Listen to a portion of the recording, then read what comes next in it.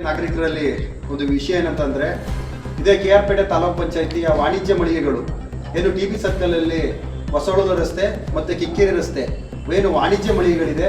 ಸುಮಾರು 35ಕ್ಕೂ ಹೆಚ್ಚು ವಾಣಿಜ್ಯ ಮಳಿಗೆಗಳು KR ಪೇಟೆ ಪಟ್ಟಣದಲ್ಲಿ, ಮತ್ತೆ ಇನ್ನ ಒಂದು 15ಕ್ಕೂ 20ಕ್ಕೂ ಹೆಚ್ಚು ಮಳಿಗೆಗಳು ಇದು ಕಿಕ್ಕೇರಿ ಪಟ್ಟಣದಲ್ಲಿ ವಾಣಿಜ್ಯ ಮಳಿಗೆಗಳು ತಾಲೂಕ್ ಪಂಚಾಯತಿ ಒಂದು ಒಳಪಟ್ಟಂತ ವಾಣಿಜ್ಯ ಮಳಿಗೆಗಳು ಹರಾಜು ಪ್ರಕ್ರಿಯೆಗೆ ರೆಡಿಯಾಗಿದೆ.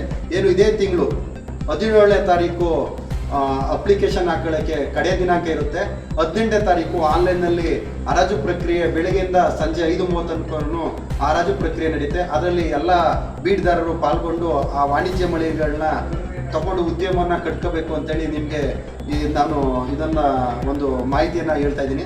ಜೊತೆಗೆ ಏನಂತ ಅಂತಂದರೆ, ಏನು ಈ ವಾಣಿಜ್ಯ ಮಳಿಗೆಗಳಲ್ಲಿ ಇವತ್ತಿನ ಮಾರುಕಟ್ಟೆ ಅನುಗುಣವಾಗಿ ಅಲ್ಲಿ ಇವತ್ತು ಏನು ಇದಿದೆ, ಏನು ಬೆಲೆ ಇದೆ, ಅದು ಪ್ರಾಮಾಣಿಕವಾಗಿ ಕೂತ್ಕೊಂಡು ಆ ಬೀಡಲ್ಲಿ ಪಾಲ್ಗೊಂಡು ಆ ವಾಣಿಜ್ಯ ಮಳಿಗೆಯಲ್ಲಿ ಒಂದು ತಗೊಂಡು ವ್ಯವಹಾರ ಮಾಡಬೇಕು. ಸುಮ್ಮನೆ ಪುರಸಭೆ ಏನು ಮೊನ್ನೆ ಪುರಸಭೆ ವಾಣಿಜ್ಯ ಮಳಿಗೆ ಕಳೆದ ತಿಂಗಳು ಆಯಿತು, ಸುಮ್ಮನೆ ಒಂದು ಮಳಿಗೆ 5,000 ಆಗಿದೆ, ಅದೇ ಪಕ್ಕದ ಮಳಿಗೆ 50,000 1.5 ಲಕ್ಷಕ್ಕೆ ಹೋಗಿದೆ.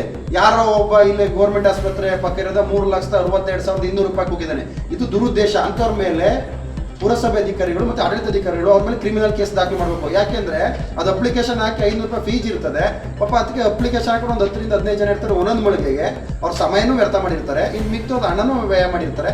ಅಂಥವ್ರ ಮೇಲೆ ಏನು ಅವ್ರದ್ದು 20,000 EMD ಅಮೌಂಟ್ನ ವಜಾ ಕಳೆದಲ್ದೇ ಅಂಥವ್ರ ಮೇಲೆ ಕೇಸ್ ದಾಖಲು ಮಾಡಬೇಕು.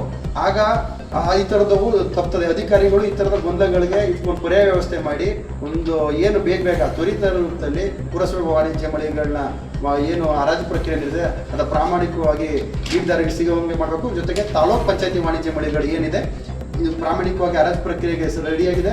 ಅದೇ ರೀತಿ ನಾಗರಿಕರು ಇವತ್ತಿನ ಮಾರುಕಟ್ಟೆಗೆ ಏನು ಅನುಗುಣವಾಗಿದೆ ಅದರ ತಕ್ಕ ಕೂತ್ಕೊಂಡು ಉದ್ಯಮ ಮಾಡಬೇಕು ಅಂತೇಳಿ ನಾನು ಈ ಸಂದರ್ಭದಲ್ಲಿ